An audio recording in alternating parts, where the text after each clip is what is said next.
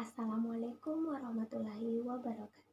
Perkenalkan, nama saya Nita Lestari dari kelas M77 Prodi Pendidikan Guru Sekolah Dasar Universitas Negeri Makassar.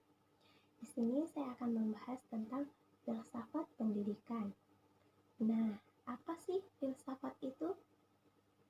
Filsafat berasal dari bahasa Yunani kuno dan terdiri dari dua kata, yaitu philo dan sophia, di mana philo yang artinya cinta dan sophia artinya kebijaksanaan. Dengan demikian, filsafat dapat diartikan cinta terhadap kebijaksanaan. Definisi filsafat yang dikemukakan oleh beberapa filsuf, yakni filsafat adalah sekumpulan sikap dan kepercayaan terhadap kehidupan dan alam yang diterima secara kritis. Di dalam filsafat pendidikan itu sendiri terdiri dari dua objek, yaitu objek material dan objek formal. Objek merupakan sesuatu yang menjadi pokok pembahasan dan pokok pembicaraan. Maka dengan demikian, objek dapat diamati, dapat diteliti, dan dapat dipelajari. Nah, objek dapat dilihat oleh mata, dapat diteliti, tidak kasat mata, dan dapat dipegang. Yang pertama yang akan kita bahas adalah objek material. Objek material adalah sesuatu yang menjadi sasaran pemikiran atau sasaran yang diselidiki dan dipelajari. Objek material merupakan hal-hal yang bersifat konkret, seperti halnya manusia, tumbuhan, dan benda-benda yang ada di sekitar kita yang bersifat abstrak. Yang kedua yaitu objek formal. Objek formal dan objek material adalah sesuatu yang sangat berkesinambungan, di mana objek material ada membahas tentang apa, dan sedangkan objek formal membahas tentang sudut pandang kita tentang apa objek material itu. Nah, cara pandang dan perspektif kita yang digunakan dalam meneliti dan mempelajari dan mengkaji material itu yang dimaksud dengan objek formal. Jadi, dapat manusia sebagai insan pendidikan atau homo educandum. Hakikatnya, manusia cenderung ingin mengetahui yang ada di dalam maupun di luar dirinya itu sendiri. Hal yang mendasar adalah apa dan terbuat dari apa manusia itu. Banyak hal tentang manusia yang telah diketahui secara jelas dan pasti, namun secara utuh dan menyeluruh masih banyak yang belum diketahui secara konkret. Para filsuf dalam mengemukakan pendapatnya atau definisinya tentang manusia memberikan batasan-batasan. Dalam hal ini, kita akan membahas 3 paham tentang manusia. Yang pertama adalah paham materialisme. Paham materialisme mendorong manusia dari segi fisiknya saja atau dari materinya saja. Manusia apa yang nampak dari wujudnya saja. Nah, yang kedua adalah paham idealisme. Paham idealisme adalah mendorong manusia hanya dari segi roh atau jiwanya saja. Tubuh manusia merupakan wujud untuk mewujudkan keinginannya atau mendorong jiwa dan rohnya saja. Yang ketiga adalah paham realisme. Paham realisme adalah hal yang mendorong manusia sebagai dua sintesis kategori. Yang pertama adalah manusia sebagai makhluk hidup dan yang kedua adalah manusia sebagai makhluk tak hidup. Manusia merupakan kebutuhan antara jiwa dan raga, serta rohani dan jasmani. Hakikat manusia pada dasarnya adalah memahami seperangkat gagasan dasar sebagai manusia serta makna eksistensi manusia di dunia ini atau di muka bumi ini. Nah, selanjutnya kita akan membahas tentang cabang-cabang filsafat.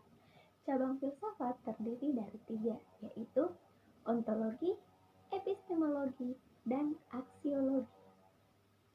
Kita akan membahas satu persatu mengenai cabang-cabang filsafat tersebut. Yang pertama adalah ontologi. Ontologi adalah segala sesuatu yang ada di muka bumi ini. Jadi, segala sesuatu benda-benda yang ada di muka bumi ini merupakan hasil pemikiran dari ontologi. Yang kedua adalah epistemologi. Epistemologi berasal dari bahasa Yunani kuno yang terdiri dari 2 kata, yaitu episteme dan logos. Episteme artinya pengetahuan dan logos artinya ilmu.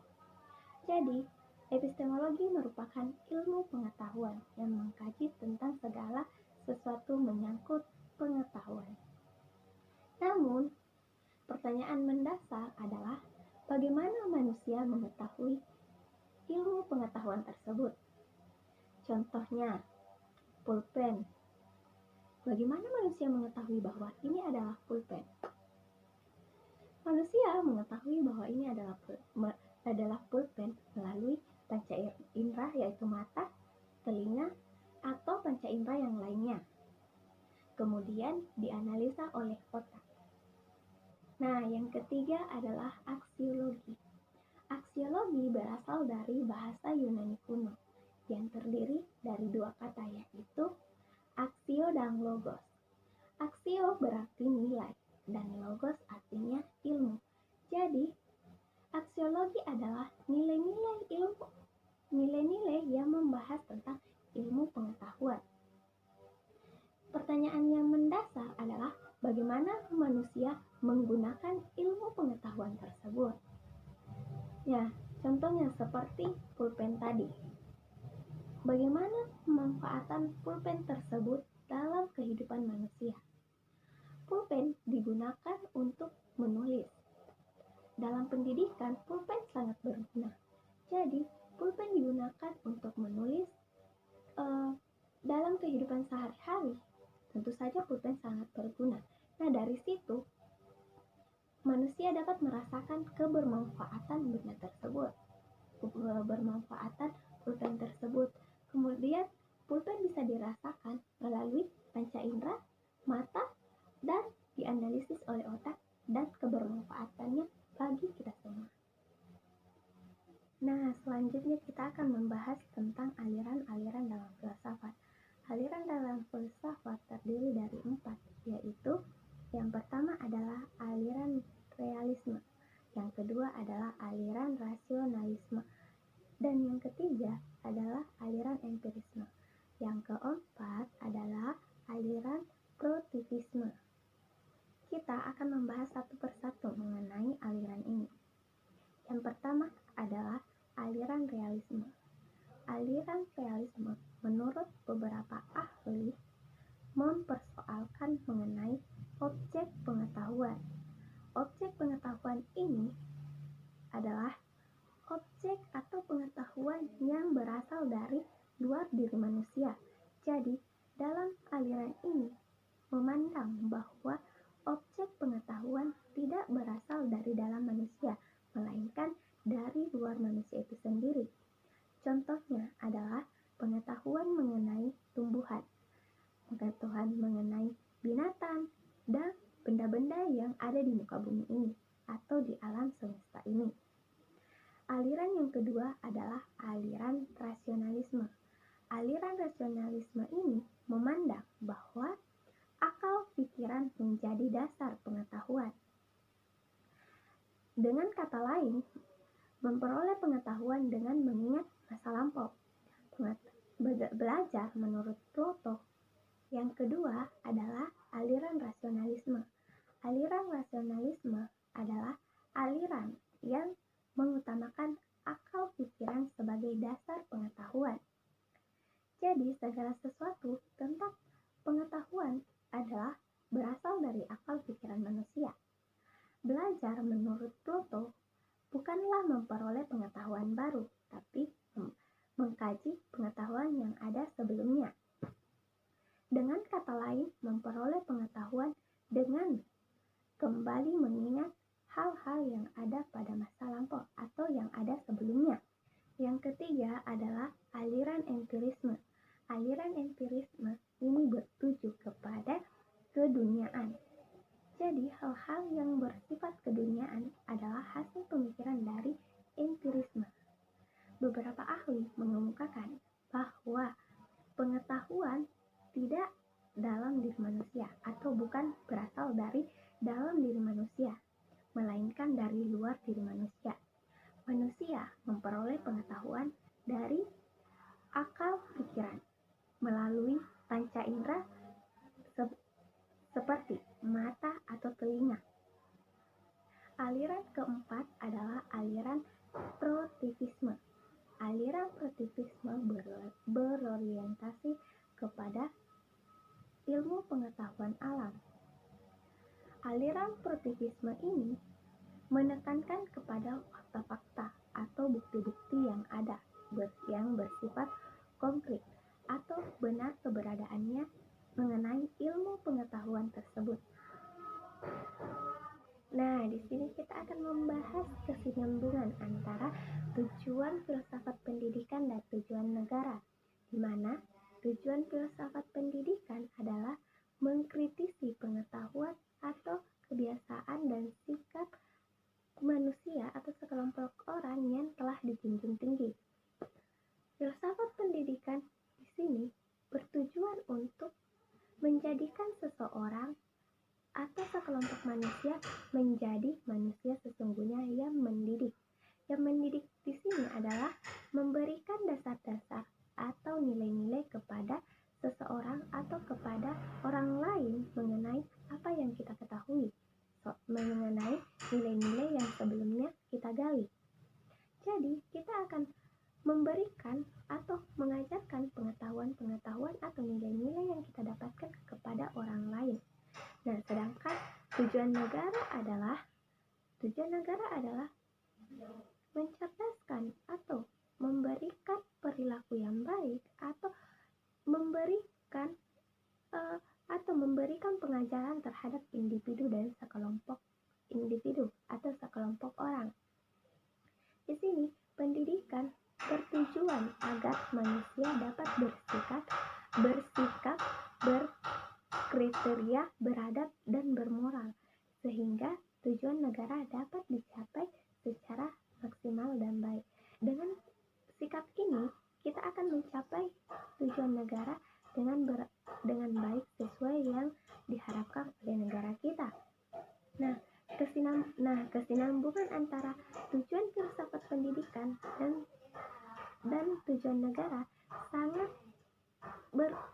berkaitan, karena adanya tujuan filsafat adalah memberikan nilai-nilai atau dasar-dasar pengetahuan, sedangkan tujuan pendidikan adalah mencerdaskan atau memberikan pengetahuan kepada manusia sehingga dia dapat berkriteria, bermoral, dan beradab di dalam negaranya sendiri atau bahkan di luar.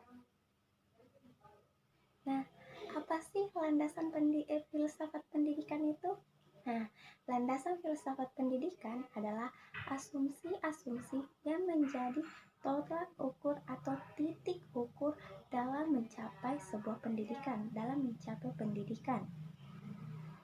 Nah, filsafat mempunyai pandangan yang menyeluruh dan sistematis, sehingga menjadikan manusia berkembang. Manusia dapat berkembang melalui pandangan